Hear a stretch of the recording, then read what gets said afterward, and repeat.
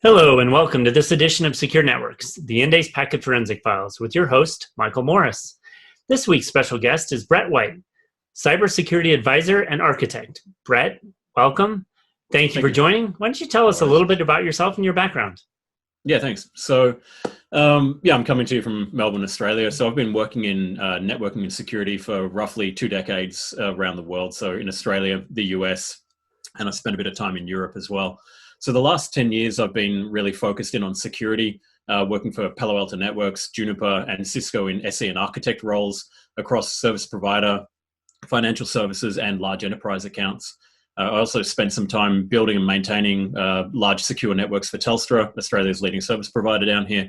And I did a stint at Thomas Strayer Logicalis as Chief Security Officer, where I was looking after our internal security, but also providing CISO as a service, consulting services to some of our biggest customers down here in Australia. Yeah, Brett, we're really excited to have such a seasoned security architect to talk with us. And one of the things I want to get into to start off is, with all that experience and all those different types of engagements, what are you seeing, with new threats and changes in the working environment as some of the toughest challenges that SecOps teams are facing right now? Yeah, look, it's a really good question. And I think when you talk to different SecOps teams, they'll have different answers to this. But I'll generalize this based on my experience. So for me, with the speed of adversary innovation that we see today, that is the speed of change with adversaries and their tactics, techniques, and procedures, or TTPs. Where people are really struggling is with that ability to prevent that which has been seen before, or the known knowns, as well as detect and respond to that which they haven't seen before, and to do that at pace and with confidence. And I guess to be able to do that, it requires multiple components to come together. And I'll just detail those out for you if I can. Yeah. So firstly, ubiquitous visibility across your environment. And when I talk about visibility, obviously there's visibility into the devices in your environment. So what's in my environment? What software are they running? What hardware are they running? What are the traffic patterns, etc.? We can also talk about centralizing logs from distributed sensors in the environment, that is from your endpoints, from your network devices, etc. So we start to pull in information from disparate sensors about what's actually going on in the environment. But then once we've pulled that information together from those different sensors or devices, we need to try and establish a holistic view of the environment and the incident that we're actually that we're working on. So that's really starting to establish a second phase of what we call situational awareness. Then we need to be able to bring an understanding of our environment into that mix as well. So an understanding of what's normal, that is, what are the normal devices in the network? What are the normal traffic patterns? What's the normal behaviors that we would see in our networks, right? And then to combine all of that, and it's already a lot, right? To combine all of that with your own personal experiences and or experience of others in your teams, right? And we do that through shared threat intelligence to gain a true understanding of the incident, the adversary, and their possible targets or goals. And by doing that, we get to a point where we have true situational awareness. And once we have that, we can then start to move forward with the ability to respond, to shut down the attack at a speed that's faster than the adversary can actually move. So, there's a lot that I talked about there, but it really starts with visibility. And visibility is, I guess, the area where many organizations struggle today. And it leaves them with blind spots in their networks.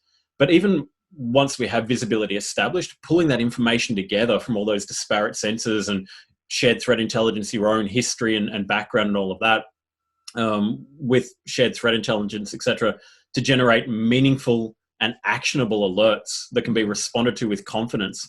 That's a really big challenge. And that's where a lot of SecOps organizations are facing challenges, just with the level of alerts that are coming in, trying to process them and do all that mental computation and calculation, understand what's real and what's not. It's really creating a high level of breach and alert fatigue, if you will, across many organizations today. Well, that's a common theme. I'm hearing this alert fatigue, and I tend not to get on the marketing buzzwords if I can avoid it. But just looking at some of the statistics at the volumes of alarms that aren't being addressed. So for those SecOps teams that are, I'll say, doing better, what are some of the best practices you see adopting or embracing to really help with that alert volume and some of the complex challenges you just described? Yeah, so I think one of the really important things when we talk about situational awareness and gaining and maintaining situational awareness is bringing that knowledge and that understanding, things that we've seen before or things that others have seen before, bringing that together to really be able to parse that which we're seeing and understand whether this is something that we should be concerned about. So what we're seeing a lot of large enterprises do is that they're moving to embrace shared threat intelligence, both on the prevention side of things, so integrating that into a next generation firewall or a EPP EDR solution so that we can prevent the things that we were seeing before. So really, wipe the majority of the pieces off the chessboard, if you will, to allow us to focus in on those really gnarly problems, the really challenging things, the advanced adversaries, right? But also integrating threat intelligence on the detection and response side of the equation so that, as I said, we can leverage the knowledge of what others have seen before and use that to our own benefit. And in a way, work smarter, not harder, right? Use that which everybody else has seen before. Use that knowledge that they've created and the knowledge I've created myself, share it, understand, and then move forward to being able to respond accordingly. What we also see is that a lot of organizations are moving towards embracing anomaly detection platforms, both from a network and a user perspective. And they do this to gain an understanding of what's normal. And that allows them to understand or to detect and understand what's abnormal in their networks and respond accordingly. And look, when we talk about that anomaly detection, obviously, being able to understand everything that's going on in the network down to the packet level is really key, getting that deep level of visibility so that we can start to drill into the things that look a little funky and really dig down and see, well, what is it that's not quite right there? And is this actually a problem, or is this potentially a false positive or a false negative in my network? Well, so no, you're absolutely right. You hit on some key points there in that. What do you think they're still missing though? I mean, if there's a lot of blind spots. You talked about that earlier. What are some of the more critical ones that people aren't addressing enough? Yeah. Okay. I think for me, visibility is still a big problem, and you'll hear me talk about visibility a hell of a lot. I think visibility is a fundamental. If you don't have visibility, you're blind, right? As somebody said to me one time, you can't duck a punch that you don't see coming, right? So visibility is a massive problem, and many organizations, they have visibility into pockets of their network, but not everywhere. So they've started that journey, but they don't have that ubiquitous visibility that I talked about earlier. For example, they may have visibility into a high value part of their network, but they don't necessarily have visibility into the user segment, and therefore can't detect when there's lateral propagation of malware within the environment, right? They just don't see it because they're blind to it. So that's a big problem. They also lose visibility of their endpoints when those endpoints are remote. And we see that a lot, obviously, during COVID times. We've got a lot more distributed workforces, remote workforces. And when those remote users are now connecting directly to cloud-hosted SaaS applications or cloud instances, even IaaS platforms, they lose that visibility. And that's a big problem.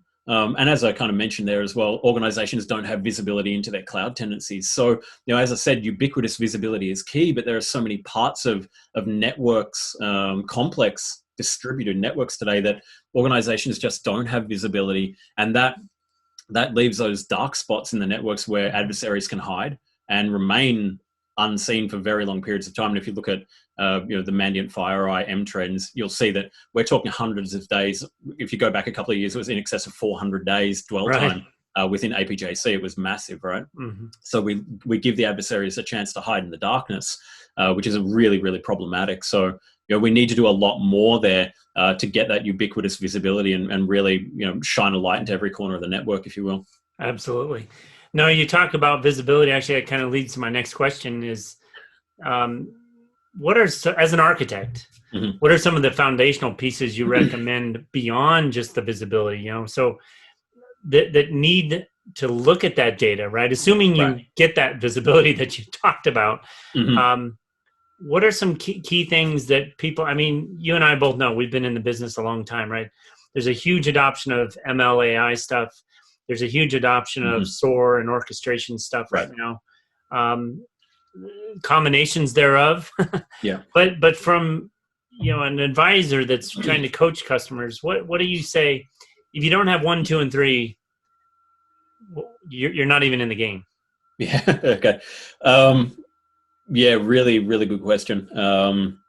So, I mean, for me, visibility is key. We've talked about it, right? I think we've established that. So, I'd say there, three things to consider. Visibility enables understanding, right?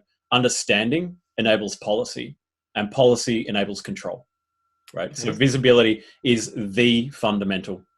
Get your visibility down, and you can then start to move forward into understanding anomalies, building policy that can then govern people, process, technology, and then control your environment. So that's key. I think we've covered that to death. Yeah, we may do it again. Another big one for me is multi-factor authentication. It's a massive piece of the puzzle. We see so many breaches that are through credential theft and reuse, be it through data dumps, be it through adversaries scraping credentials off endpoints using things like Mimikatz or proc dump against the LSAS process, these kind of things. And if we go down that MFA or 2FA path, this really reduces the risk of credential theft and reuse across the enterprise and cloud environments. And it reduces the risk of breach through things like password brute force and password spray attacks as well. Okay. Multi-factor authentication is a really big thing, and I'm very passionate about that. There are other components that are important too, depending on the organization. We can talk about, next generation firewalls at the perimeter. We can talk about EPP, EDR solutions. We can talk about a lot of technology that is required and that is fundamental. However, for me, the most important thing is that we actually don't get distracted by technology, right? But instead, we need to be driven or motivated by supporting the organization's business outcomes and security imperatives. And by doing that,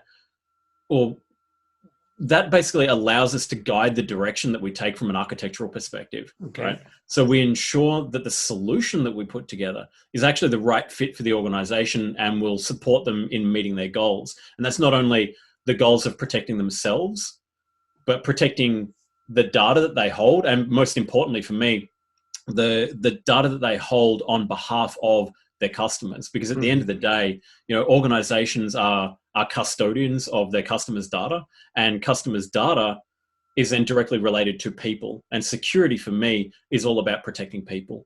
So if we allow our solutions and our architectures and our thought processes to be really guided by those organizational goals and outcomes and their security imperatives, then we're going to make sure that we're going down that right path to support that goal of securing the customer's data and people at the end of the day. And that'll be a really big differentiator for a lot of organizations.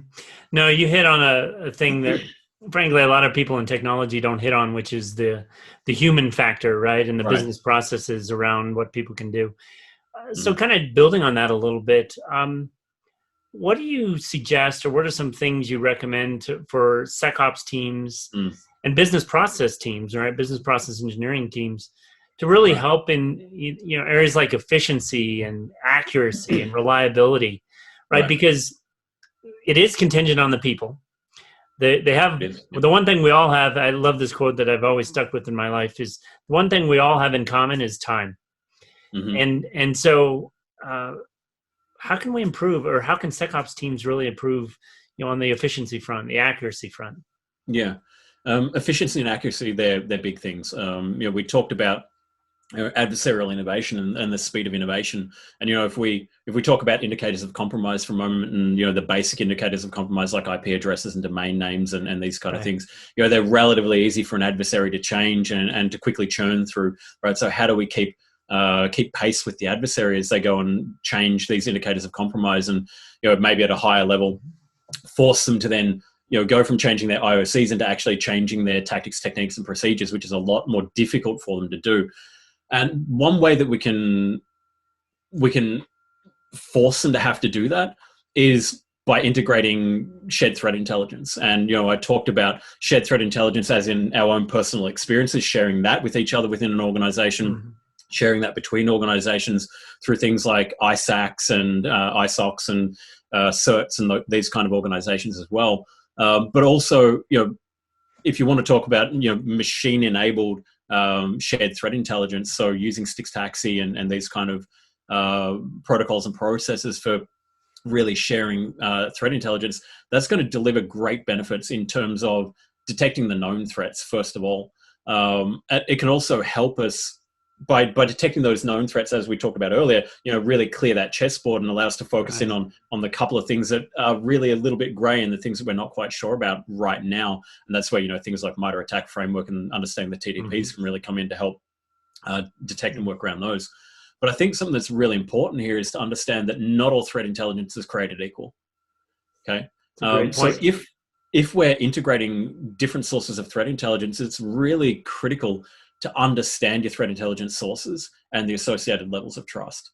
So, I might trust the information that's coming out of the ASD, for example, Australian Signals Directorate, or that's coming out of the US CERT. I might trust that much more than I trust information that I've heard by hearsay, for example. Right. Or maybe I trust it a little bit more than I trust information coming out of an ISAC.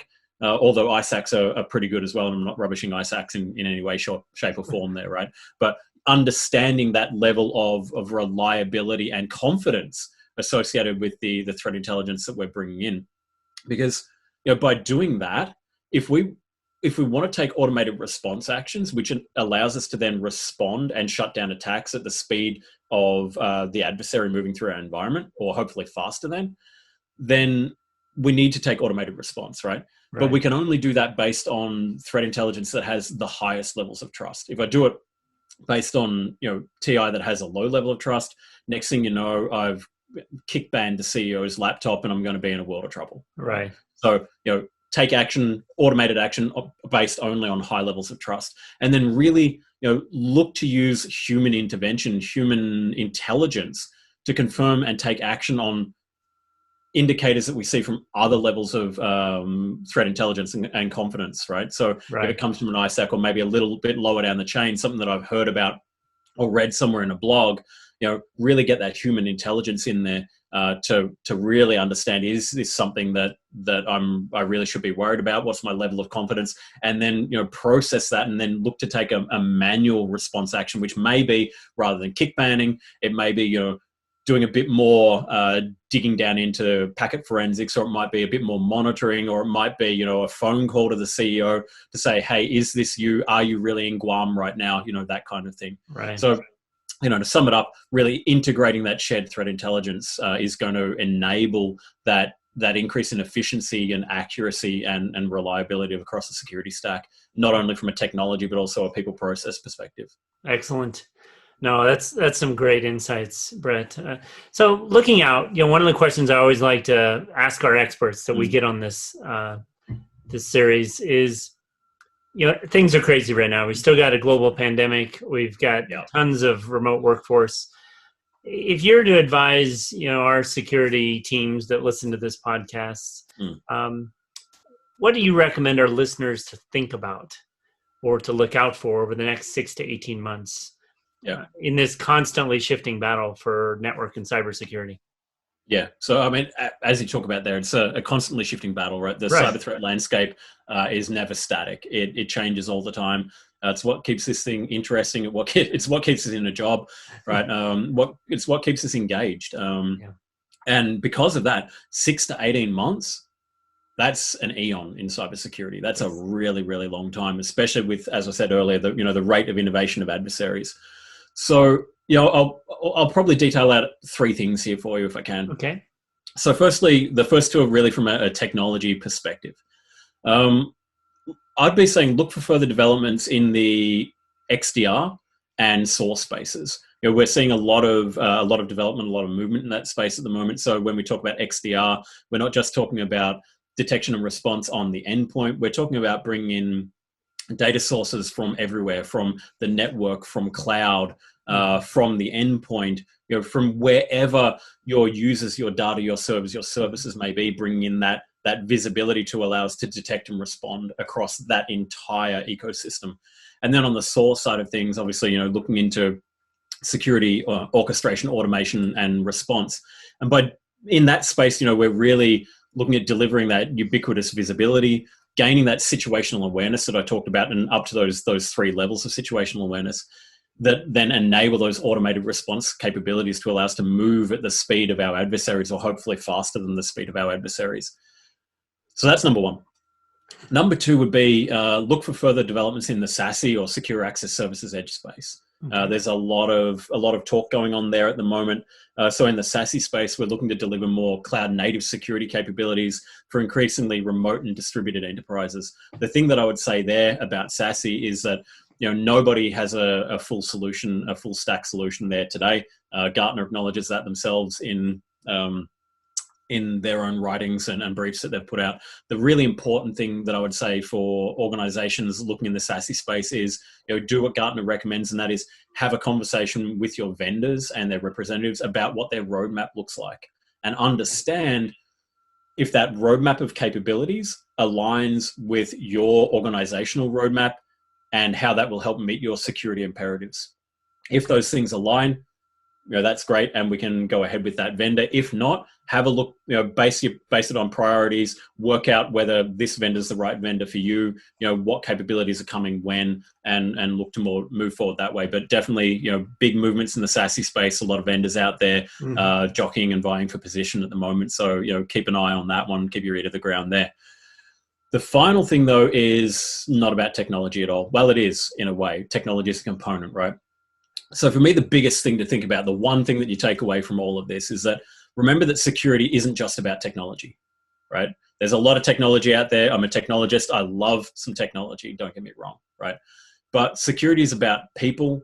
It's about policy and process, and it's about technology all working together and all underpinning each other. Because if we have one of those three pillars and it's operating really well, but the other two aren't, right, then we're going to end up with a security architecture beyond technology that's not working in unison. And we need all these parts to work together in unison. Otherwise, security is going to fail and our adversaries will take advantage. Yeah. So it's really going to be important to have technology in place that supports and underpins our processes and our people, and have processes in place that then govern the use of technology and support how it operates. And we have people in place and processes and technology that helps improve how they operate and helps improve their own cyber hygiene, so that, as we move forward on those three fronts, the organization is going to be secure, and we're going to stand a lot better chance of being secure against adversaries that are out there today.